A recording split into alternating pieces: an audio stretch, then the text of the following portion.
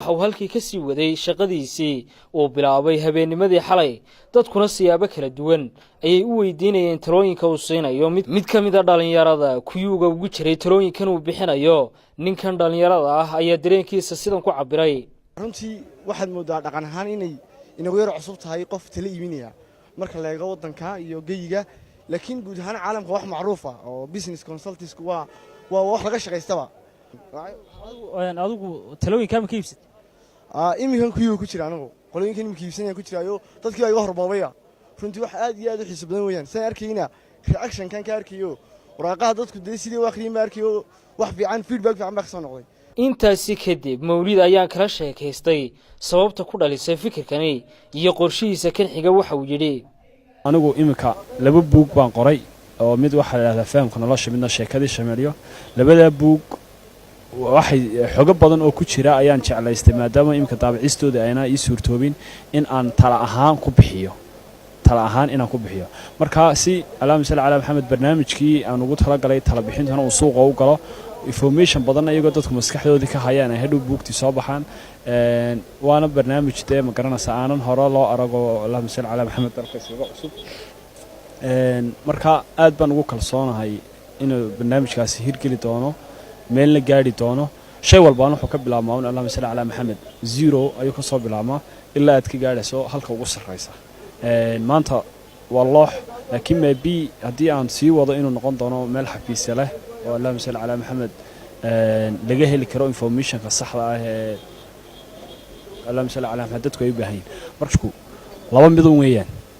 mid tala guud oo allah masala ala maxamed talada guud waxa weeyaan qofka shakhsiyankiisa garaadkiisa garashadiisa shakhsiyadiisa ay talooyinkaasi dhisayaan waa motivation baa ku jira allah masala ala maxamed qofka waxa ku jira inuu tadawur shakhsiyan uu sameeyo mid waa gaar iyo mid taas waa talooyinka guud qofku inuu waxyaabo badan oo noloshiisa kamid ah horumar ka gaaro inuu baarbooska adduunka allah masala ala maxamed uu nool yahay garto hadaf nolosha miyuu ka leeyahay miyuu soo toosaa mise uu saxda mise waa qof hadaf iyo ambition la oo la soo kaco noloshu muhiim maaha in dhalato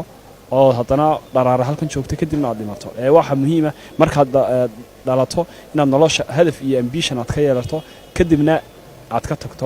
mawlid waxa uu ii sheegay in dadyo kala duwan oo la soo xiriiray ay doonayeen in qaarkood laga caawiyo arrimo ay kala kulmeen jacaylka waxaan uu ii sheegay in qofkii la soo xiriira ee arrimahaasi u baahan uu ka qancin doono sidoo kalena waxa uu ii sheegay in talooyinka qofku uu ku dhisan karo قيم الجوسي بقى وتلمامين مفسدات القلب كتاب كيس اللي راهو العشق وحو كتلمامين إنه يهي وحياة قلبك فسهادي وهذا جعل يقبل يراد عاد قبل إنه قلبي جاي جلسه خاص واحد تلمامه صار إن وحياة بدنا الله شادي كهر يستقط قان كلام وحياة بدي باتون كجعل بدك يمكن كي وحكي قان قال الشدي بكلام يسا وهذا قمر كورك قان يسكت أيين قف كهشرته هذا أنا هدول جاي أمر كور ولا عادية أتسكم مقرنا ساعات سكب قبوده مركا قان كي وكلام يا laga yaabo raganimada aad u daciifani hadii aanad si fiican u guursan qofkana nolosha la wadaagan waxa ka qurxoon Allah misan ala ahmed inaad iska deyso marka talooyinka dhinac walba waan ka eego si walba waan u gurfeeyay marka waxaan islaahay qof kasta oo aniga soo kool garay amba talada ay soo weydiiyay inaan ugu khasaarin oo Allah misan ala ahmed aan siin karo halka door waxaan oga dhigay most dadka ugu badan ma fahansanaba maxaa laga talinaya anu maana talaba u baahanba isagoo laga yaabo iska qayilaya qaadka ruugaya aan meelaha waqtiga ku gubaya aan qalani buugtana qami kula anu talaan u baahanahay baw markas marka talooyinka hadba qofku intuu u baahan yahay bay ku xiran tahay hadii aan 10 ka siiyo $1 ka soo diray hadii aan 20 siiyo